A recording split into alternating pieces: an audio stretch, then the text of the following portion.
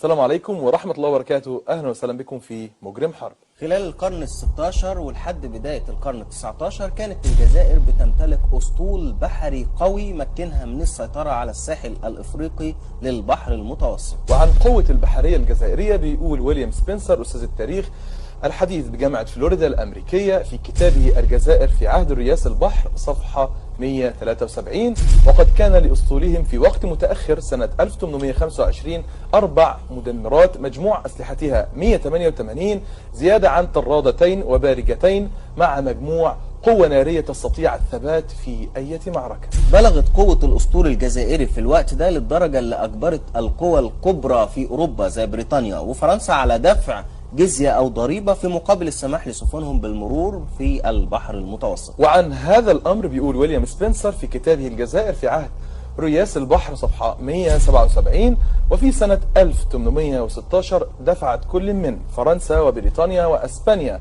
وهولندا جزية يبلغ مجموعها 580 ألف قطعة نقدية حوالي 696 ألف دولار، وأعطت السويد والدنمارك مدفوعات بقيمة 254 ألف دولار. وفي الفترة دي حاول الأوروبيين عدة مرات غزو الجزائر، لكن كل محاولاتهم كانت بتنتهي بالفشل.